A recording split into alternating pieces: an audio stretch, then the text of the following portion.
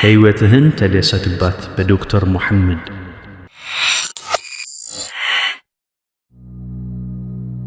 ይህ የቀልብ ዶክተር ድምፅ ነው። አልሐምዱሊላህ። ታካሚዎቻችን የሚድኑ በእኛ ኃይል እንዳይመስሎት፣ በአላህ ኃይል ብቻና ብቻ ነው። ከቀልብ ዶክተር ዓላማ ውስጥ የአላህን ተአምር ማንገስ ዋነኛው ነው። በየጊዜው በቀልብ ዶክተር ታክመው መዳናቸውን ማመን እስከሚያቀታቸው ሲቃይ የተናነቃቸው ሲገልጹ የአላህ ተአምር ምን ያህል የገዘፈና ግልጽ እንደሆነ ያሳየናል። ከህመም ወደ ጤነኝነት፣ ከጭንቀት ወደ ደስታ፣ ከጨለማ ወደ ብርሃን፣ ካላሰቡበት ወደ ስኬት የደረሱት በአላህ ተአምር ቢሆን እንጂ። ልብ ለአላህ እጅ የሰጠና የተናነሰ ሲሆን ግልጽ ይሆናል። አላህም እንዲህ ይለናል፣ አላህን ትገነዘቡና በእርሱ ታምኑ ዘንድ በችሎታው ላይ ያስረጅ የሆኑ ግልጽ ተአምራቶችን ያሳያቸዋል። አልበቀራ።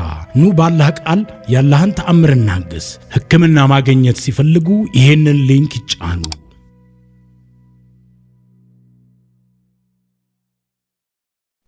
አሰላሙ አለይኩም ወራህመቱላሂ ወበረካቱ። ውድና የተከበራችሁ የቀልብ ዶክተር ቤተሰቦቻችን እንደምን ከረማችሁ? በያላችሁበት የአላህ እዝነት ረህመት አይላችሁ ያልኩኝ ይህ ዘወትር ማክሰኞ የምናቀርብላችሁ ከዶክተር መሐመድ ቢን አብዱራህማን መጣጥፍ ላይ የተወሰደ ምርጥ ትምህርት ነው። ህይወትህን ተደሰትባት ክፍል 33። አተተች። መኪና ውስጥ ገብቶ ወይ መኪና እንዴት አርጅታለች እባክህ፣ ቤት ሲመጣ ደግሞ የቤት እቃዎች ሁሉ የበፊት ናቸው አልቀየርካቸውም እንዴ? ምስኪን ሚስቱ ከብዙ ድካም በኋላ ምግብ አብስላ ስታቀርብለት ምግቡን እየተመለከተ አቤት ጌታዬ፣ ለምንድነው ሩዝ ያልሰራሽው? ደግሞ ጨው በዝቶበታል።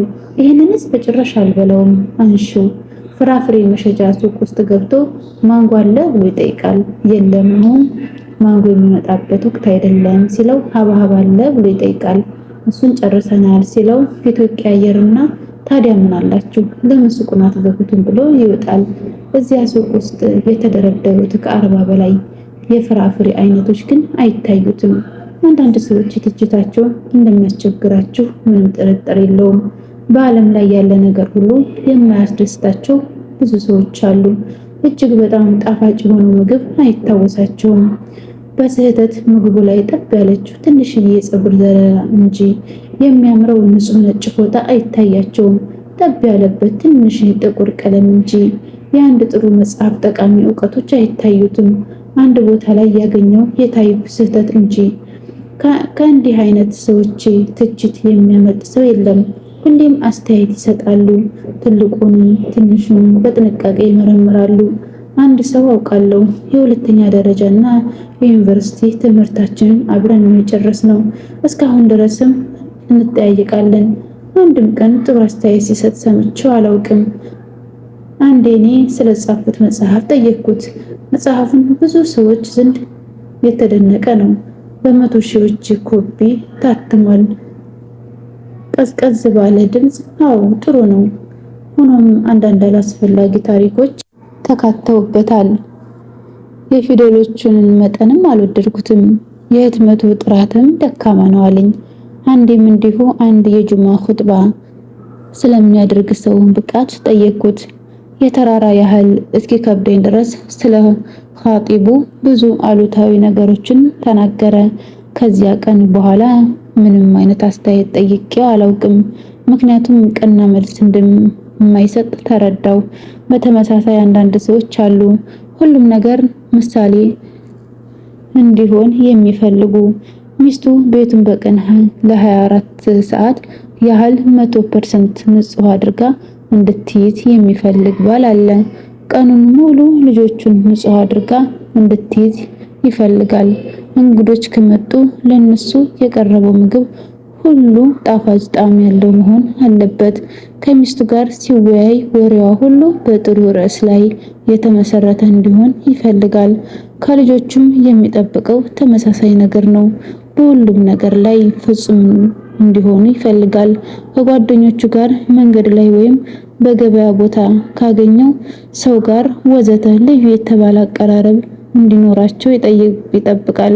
አንዱ ልጅ ትንሽ ስህተት ከሰራ በማያቋርጥ ትችትና በተደጋጋሚ አስተያየት ፍዳውን ያበላዋል። አጠገቡ ያሉ ሰዎች እስኪሰለቻቸው ድረስ። ምክንያቱም ከነጭ ወረቀት ላይ ያለው ጥቁር ነጥብ ብቻ ነው የሚታየው። የዚህ አይነት ሰዎች በመጥፎ ተፈጥሯቸው ሰዎችን ያሰቃያሉ። የቅርብ ጓደኞቻቸው ይጠሏቸዋል፣ ይርቋቸዋል። ሱብሃንአላህ። አላህ ሱብሃነሁ ወተዓላ ስትናገር ፍትሃዊ ይሁን ይላል። እናታችን አይሻ ረዲየላሁ ዐንሃ ነብዩ ሰለላሁ ዐለይሂ ወሰለም ቤት ውስጥ የነበራቸውን ባህሪ ስትናገር አንድም ቀን በምግብ ላይ ሲያማርሩ ሰምቼ አላውቅም። የቀረበላቸው ምግብ ከጣፈጣቸው ይበሉታል፣ ካልጣፈጣቸው ይተውታል ብላለች። ቡኻሪና ሙስሊም ዘግበውታል። በእርግጠኝነት በምንም ነገር ላይ መነዛነዝ አይፈልጉም። አነስ ረዲየላሁ ዐንሁ ሲናገር የአላህ መልእክተኛን ለ9 ዓመታት ያህል አገልግያቸዋለሁ። በሰራሁት ነገር ላይ አንድም ቀን ለምን ይህን አደረክ የሚል አስተያየት ሰጥተውኝ አያውቁም። ወላሂ አንድም ቀን እፍ ብለውኝ አያውቁም ብለዋል። እሳቸው እንዲህ ነበሩ። እኛም እንዲህ ነው መሆን ያለብን።